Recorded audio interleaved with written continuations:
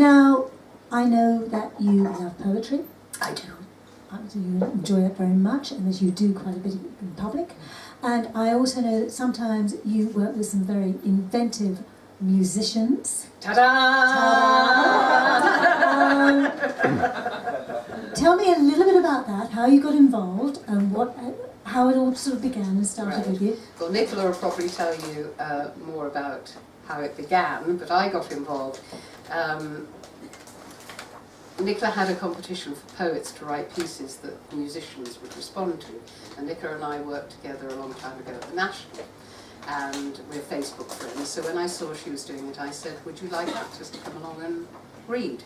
So that's how I initially got involved, and we had a wonderful evening last December where we all read for the musicians, and then they went off and wrote. And then I got the prize of being the one that read some poems with the musicians at St Paul's Church, the Church for Actors, earlier in the year. And it was a wonderful event because, of course, all the musicians had responded entirely differently. So all the music was, you know, really varied and wonderful and thrilling.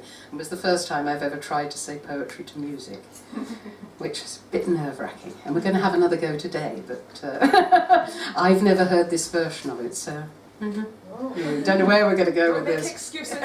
No, never excuse yourself. We'll all go on a little ride together. It'll be fun, it'll be great. In fact, why don't you do it now? Okay. All right. Welcome to the stage. Nicola Burnett Smith, ladies and gentlemen.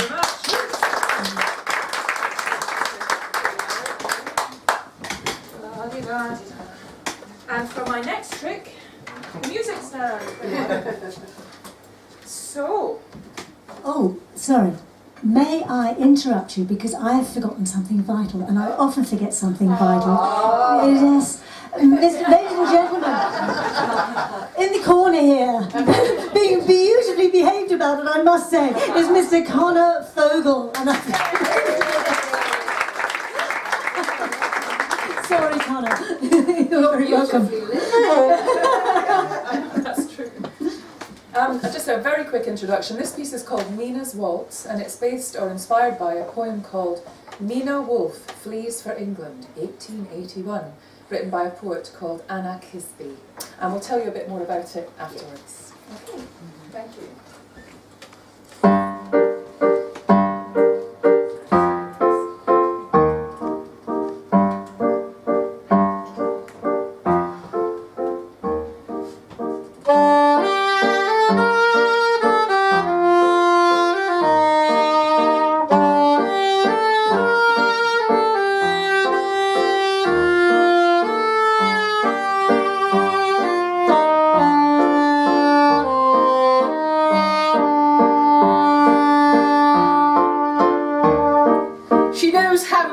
The place to cross, and here is all of Europe with the same idea, and her idea is like a story from the Torah to cross a landmass to a sea.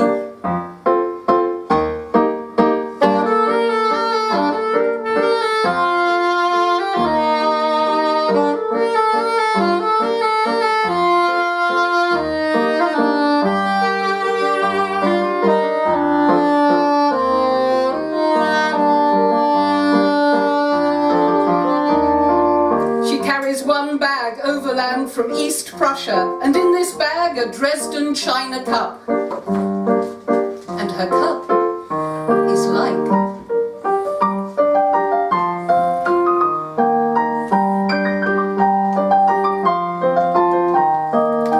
a tiny blot on a wall in a vast commemorative mural. She makes it to the docks, and the docks are like history, dates, numbers of dead, rote learned.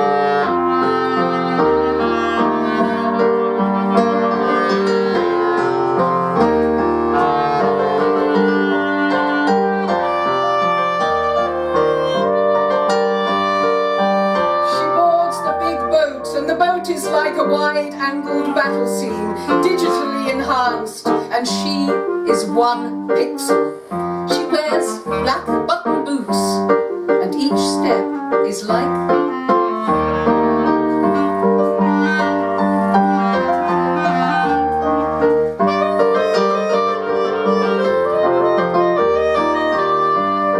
an unmarked cross in fields of unmarked crosses. She leans over the rail, looks at the white tail of sea, and her eye is like a hand-painted porcelain seed in a museum hall of seeds, each one painted to look real.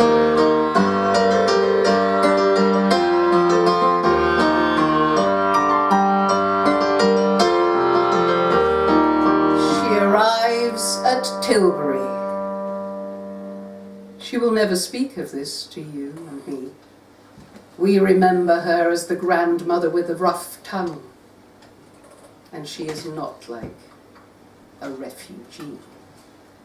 She is not.